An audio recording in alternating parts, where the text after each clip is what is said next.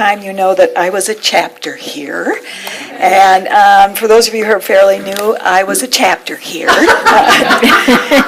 I have to tell you that I met Karen, 10 years ago at my church when I had my church, and we really bring out the naughty in each other, so I'm just warning you, we got into trouble more times. So thank you, darling, for singing the songs you're singing and for being who you are. The best. So 2,500 years ago, a very old man was seen walking across the king's palace area, and he was walking over to the Hangku Pass. And he was pulling his ox, and fortunately for you and me, the gatekeeper at the Hangku Pass knew who he was. And he turned and he looked at this old man and he said, "Oh my God, Lao Tzu, I know you are retiring. Please write down your wisdom before you leave." And so he did. He sat down. He wrote the Tao Te Ching. It's 81 verses. He used 5,000 Chinese characters that are no longer in use. He created, now 2,500 years later, he created a message that is as real today as it was then. And this book is the second most popular book sold on the planet, next to the Bible. So, I just want to add that the reason that he decided to retire, he was 81, but he was also really fed up with the politicians of the day and the greed of the people. Just saying. So 2 years ago, I began to get the nudge to put together my background. I have a 12-step program background. I have a science of mind background. I've been a minister for a very long time, officiated a lot of weddings along the way. And I also have a training in neurolinguistic programming, and I have been studying Taoism for 10 years. And in the nudging, I wanted to write a book that in the spirit of Taoism, I wanted to write a book that was less than 100 pages. The average American now reads, this comes from the world of the publishing, now reads 26 pages of a 200-page self-help book. Wow. So in the spirit of never saying never, I'm going to say I will never write a 200-page book ever again. So so my book that just came out, I'm very excited about, is called The Trio of Treasures, Embasing the Wisdom of the Tao. And so before we get into the Trio of Treasures, I'd like to just take a few minutes and look at the Trio of Troubles. Okay, now just notice the energy's dropping, and we'll bring it back up. So when Sarah walked into my office, she looked frazzled, exhausted, and depressed. She flopped down on my couch and she said, I just need 30 more minutes a day. And I looked at her and I said, Sarah, you don't get 30 more minutes a day. Like the rest of us, we each get 1,440 minutes, and you cannot buy, borrow, beg, or steal one more minute. And the other thing is, you get to choose, dear Sarah, how you spend those minutes. And here's the other thing. Once those minutes are spent, you will never get them back. I have come to believe that time is the most precious thing we have. How many of you have either said or heard someone say in the last 30 days, I feel crazy busy? Yeah. Oh, at least half of you. Okay. The reason for that is there's a new epidemic in America today, and it is very serious, it is life-diminishing, and it can destroy relationships, it can destroy finances, it can destroy every area of our life, but the worst of all, it can destroy our health. The epidemic is known as the crazy busy syndrome. According to USA Today, Americans need 42 hours a day to complete our to-do lists. Whoa. According to the experts, the culture of America has the same symptoms as a child with ADD. Life is speeding up, or at least it seems like it's speeding up. And the symptoms are very, very serious. We are moving out of, and I think we're going to hear this term more and more, we are moving out of the age of information, we've all heard that, and we're moving into the age of inattentiveness. And what happens is when we don't pay attention, and boy do I know this one, when we don't pay attention to the details of our lives, if we're not in the Tao, being fully present and mindful, a lot of negative things begin to happen in our lives. You know, I am so sorry. I was so busy getting ready this morning. I meant to call my assistant. I need to tell him to send a contract. Do any of you know why life is speeding up right now? Do you mind if I just make this call? Think about that for a minute. I got to find my phone. Where's my phone? Oh, here it is. Oh, good. I lose it all the time. I don't know what this is, but I don't know. Sure you haven't been talking to me? So, Susie, I'm wondering, could you dial my assistant's phone number for me, please? Okay. It's 7. Oh, you want to dial yours? No. 7, 2, 8. Okay, it takes way too much time. It's just way too much time. So, when Steve Jobs died, I read an article that said that 100 years from now, and I wish I had kept it, I went back to try to find it. The article said that 100 years from now, historians will say that this is the most important invention since the fire. Yeah. It has influenced more people. Smartphone. Sorry, Karen. Yeah. So, and then Karen, here, why don't you hold this phone, because this is the other phone I was... Oh my goodness! Remember that? I like those phones. So... That is one heavy phone. This is 4 pounds, isn't it? Yeah. And this takes 11 seconds to dial my phone number.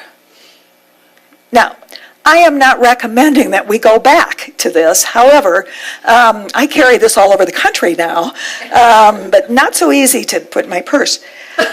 But what we used to do when we would dial this is we would take a breath. Yeah. Remember that? I go, we don't do that with technology anymore. I push it. Ask me what my husband's phone, I don't know. I don't need to know. I'm not paying attention so much. So let me tell you about the cell phone.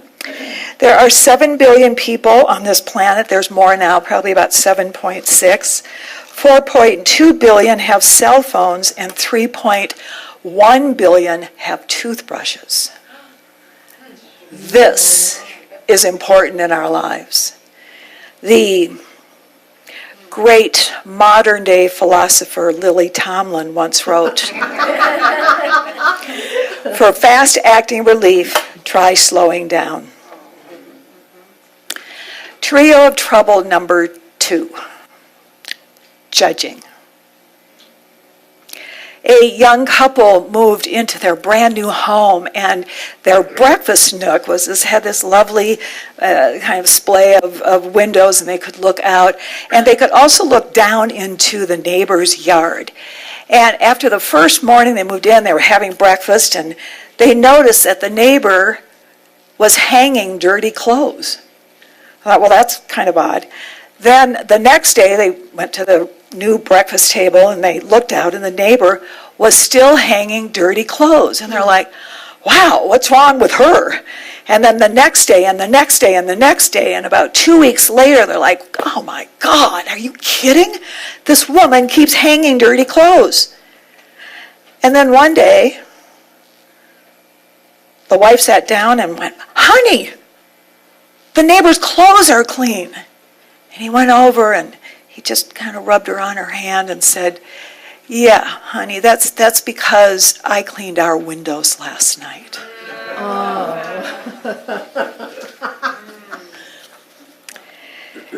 Judging is as common as leaves growing on trees, and it is as dangerous as driving under the influence.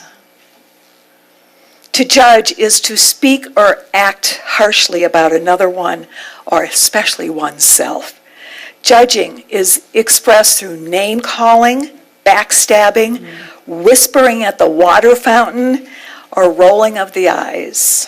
Worst of all, judging is putting out a sarcastic comment. I was recently in Alaska visiting my sons, and we had a rule in my home that there was no sarcasm allowed. And so the kids have kind of struggled with that. And my oldest son was saying, you know, Mom, really, do you know how many people are sarcastic? And I said, yeah. And so along that same line, how are we doing as a human race? And he went, oh. Judges perceive life through the consciousness of the victim. Victims perceive life as good and bad, right and wrong, black and white.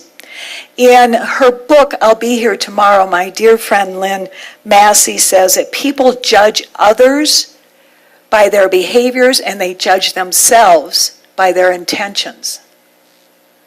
Think about that. I hear this all the time in my office. I didn't mean to hurt. That wasn't my intention to hurt this person.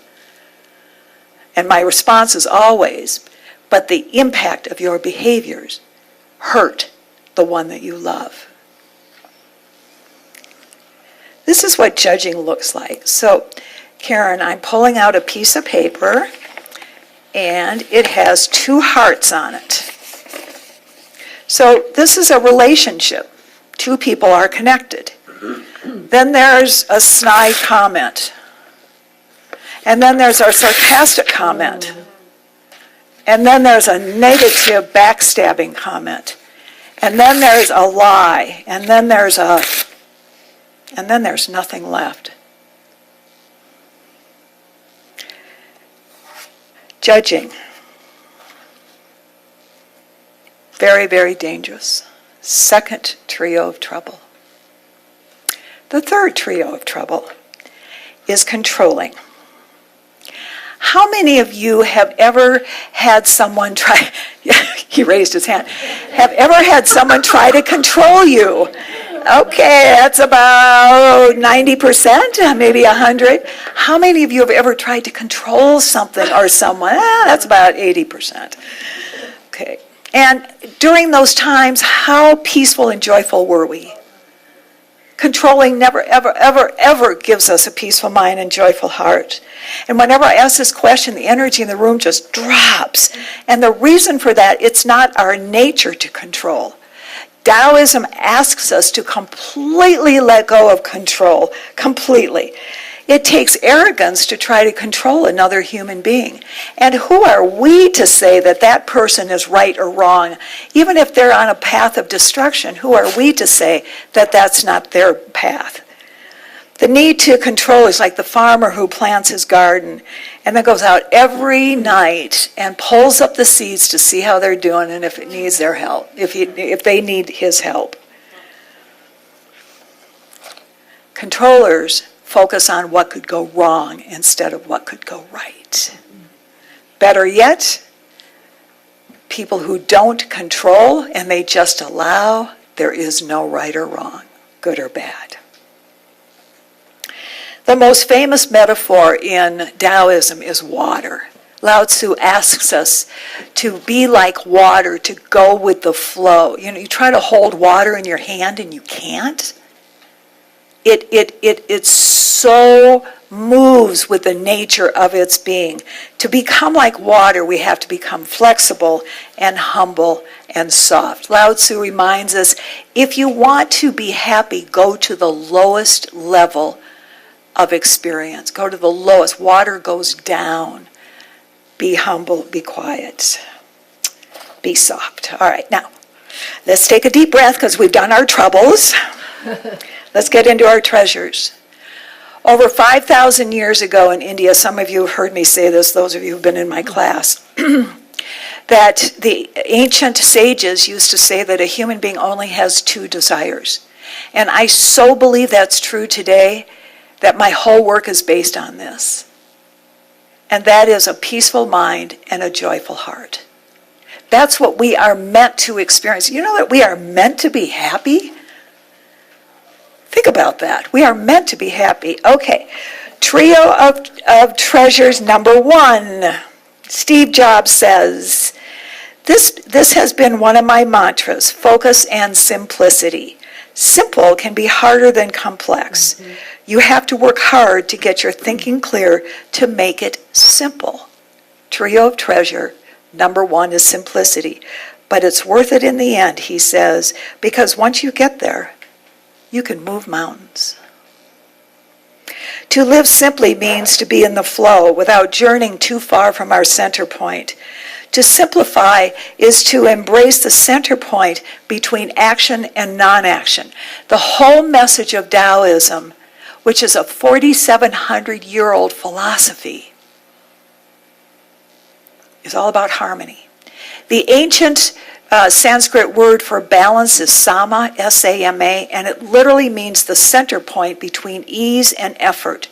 So if we're efforting too much, we need to stop and ease. If we're easing too much, if we're just sitting on the couch doing nothing, we need to get up and go and effort. And when we find that flow, like a rocket that takes off, a rocket just doesn't go straight. It goes back and forth, but if this is our center point, we don't want to vary from our center point too far, knowing that we're never just straight on center. So when we go out here, there might be a little bit of drama, might be a little bit of something, and then we go out here, and we go out here, and we get into our addictions and our compulsions, and then we get way away from our center and our oneness, and we're into terrorism. Harmony. Going back and forth, paying attention to the details of our lives. Simplicity. Buddhism asks us to embrace the concept of the middle way. Buddhism is younger than Taoism and comes out of the wisdom of Taoism. So it's all about harmony. It's all about the middle way. The voice of simplicity asks, not how much can I get and not how much can I do, but what is it that brings me joy? It's the most powerful question you will ever ask yourself. What is it that brings me joy? Lao Tzu writes, sometimes things are ahead and sometimes they are behind. Sometimes breathing is hard, sometimes it comes easily. Sometimes there is strength and sometimes there's weakness. Sometimes one is up and sometimes down. Therefore, the sage avoids extremes, excesses, and complacency. Trio of treasure number 1, simplicity. Trio of treasure number 2 is kindness. Leo Buscaglia, who was a professor, he was the first one to take the subject of love into colleges. And he got so much pushback. His upper people were going, no one's ever going to come to your class. No one wants to know about love. And he filled huge auditoriums. He was the first one, and he writes, too often we underestimate the power of a touch, a smile, a kind word, a listening ear, an honest compliment, or the smallest act of caring, all of which have the potential to turn a life around. Human beings do 2 things all day long. These 2 things bind us as a human race. The first thing we do is we all breathe. The second thing we do is we all think. According to research, it is now scientifically proven. When I started out in the 80s, this was not a statistic, that in the 1,440 minutes that we spend every day, we think approximately 70 to 80,000 thoughts. Think about that. Research shows, scientific research shows, that 80 to 90% of those 70 to 80,000 thoughts are negative. Research also shows that 80 to 90% of those negative thoughts are the same ones we had yesterday. Now, why would we care what we're thinking about? All of you who are sitting in a Science of Mind church. Why do we care? Somebody tell me. Yeah, it creates our reality. If you don't like what's going on in your life, you got to change your thinking. It's that simple now. It is that simple. In kindness, we recognize that every human being is a soul first, and then they are a human being. We are asked to remember to judge, criticize, and condemn another just brings sorrow. We are asked to live in kindness. Mother Teresa says, kind words can be short and easy to speak, but their echoes are truly endless. How many of you have ever been to Pike's Place Market in Seattle, Washington? Oh, good. Okay, at least a third of you. Okay. So I actually went to ministerial school in Seattle. And one day I was at the market, and I was there in an early morning I actually took my father out to breakfast. At that time, he had on his street clothes, and by his own admission, he had become a Skid Row bum. So we were having breakfast, and I remember on that day my heart was so heavy, and our conversation was so shallow, and I was just so sad. So we said our goodbyes, and I thought, well, I'm here. Why don't I go and get some king salmon? Because the market, so for those of you who have not been there, you might want to put it on your bucket list. It's an open-air market. There are vendors, and there's music playing, and it overlooks the San Juan Islands, and the air is coming in, and the smells, and it's a very sensuous place, very loud, and I thought, as long as I'm here, I'll go get some king salmon. So I walk into the fish area, and I walk up to a counter, and I remember thinking, he kind of looks like Santa Claus, the guy behind the counter.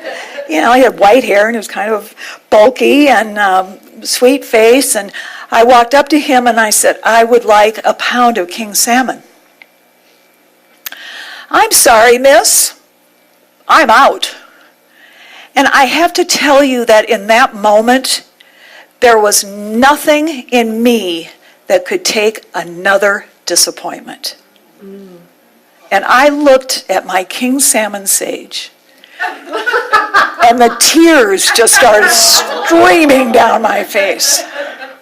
And he goes, hey, Fred, fly me a king. We have a live one here. So this king salmon comes flying over the aisle. He catches it. He wraps it up. He comes around his counter. And it happened so fast. And he's holding it in his left hand, and he very lovingly, respectfully holds out his arm, and he says, young lady, it looks like you need a shoulder to cry on. Aww. That was it. The floodgates opened up. I put my head on his shoulder, and I said, I can't do it. I can't do this anymore. I just had breakfast with my father, who's a Skid Row bum, and I'm about to lose my home, and my husband has a girlfriend, and my dog is dying, and I'm in my first year of ministerial school, and I don't believe in God. That's the worst, but oh my God. But all I know is I have 2 young sons, and I just love them. And he just held me. Now, in Taoism, there is a truth. Lao Tzu says that no storm lasts forever. And as my internal storm started to slow down a little bit, he's still holding me, but he steps back, and I step back. I mean, my makeup was whooshed. And he looks at me and he says, young lady, you listen to me. I get you're going through a lot. But you're powerful and you're strong and you're going to get through this. And I want you to remember one thing, young lady. Nothing is bigger than God. No human experience is bigger than God. So you take this salmon and you go home and you love your children like never before. You will get through this. Wow. Okay. I went home that day, my kids were at Montessori, and we played Legos all afternoon, and the dog and the kids and I just slept on the floor, and we cried, and we laughed, and we ate chips, and we did all kinds of wonder. And the next week I went back, and I walk into the fish area, and he sees me, and I see him, and it's like, whoa, hi, and he comes running around his counter, and we give each other a big hug, and he says, well, young lady, it looks like you're feeling a little bit better. I said, I am, and I want to, first of all, thank you. And secondly, I want to pay you for the salmon. And thirdly, I noticed I left a big blob of mascara on your jacket, so I want to pay for your jacket, and I brought you some chocolates. Okay, here's how we're going to handle this, young lady. You are not going to pay for the salmon. I cleaned the jacket, but I will take the chocolates. Here's what I want you to know, young lady. You're strong, you're powerful, nothing's bigger than God, but when you're out in the world and you see someone hurting, you give them your heart of kindness. Don't you forget that. So,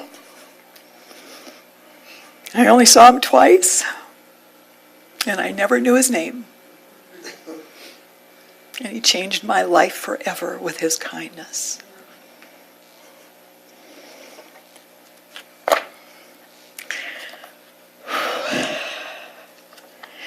I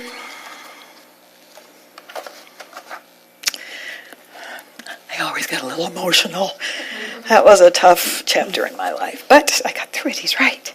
Okay, so in the state of kindness, from an act of kindness, I'd like you to look at your bulletin, and one of you have a star on the back of your bulletin. Anybody here have a star? No one has a star. It's a big gold star. Huh? Yeah. Okay. All right. Yeah. So many people over the last year have said, so what is your favorite treasure? And that's kind of like saying, well, which one is your favorite kid? But I will tell you something about kindness. That I wanted to not only do the spiritual aspect of studying the spiritual aspects, we already know how powerful kindness is. I wanted to find out what the scientific aspect of kindness is. So research shows that the kindest thing that you and I can do is to write down our gratitudes every day. When we live in gratitude, we are offering the world kindness. So I'm going to give this to you, Kathy, because you have been working so hard up here. Let's give her that. This is it, yeah. This is a journal, and it's a place for you to write down your gratitudes every day. Okay, so trio of treasure number 3, allowing. Lao Tzu says, when you are content to simply be yourself and don't compare and compete, everyone will respect you. Trio of treasure number 3 is allowing. Taoism reminds us to just go with the flow. To just go with the flow and embrace the mystery. It is a very down-to-earth guide for living life in grace. We are meant to be happy. With grace, you can simply accept yourself. I've said this so many times to my students and to my congregants and to my clients, how many of the 70,000 thoughts are you thinking? How many of them are kind towards the one in the mirror? That's our job, everyone. That is our job. There's no need to struggle. Allowing allows yourself to be authentic. And I have come to believe that the spiritual path is a path of authenticity. Paramahansa Yogananda says, it doesn't matter what consciousness we come in with. And I came in with a consciousness of addictions and self-loathing and all that stuff. And I know if I were to skip over to the spirit world today, I would look back and go, wow, I really changed my beliefs about myself. I don't want to be anybody else. I love who I am. I love my mistakes. I love my successes. Allowing yourself to be authentic takes tremendous courage. So, Lao Tzu says, so let me back up. There are 81 verses, like I said. So many scholars and opinion people have given lots and lots and lots of thoughts about the Tao Te Ching. But every single person the last 2,500 years who has read the first verse, or the 25th verse, has agreed that Lao Tzu said in the verse, he used the word greatness. He writes, great is boundless. Boundless is eternally flowing. Ever flowing, it is constantly returning. To know the way, understand the great within yourself. Would you just turn to the person next to you and go, you're great.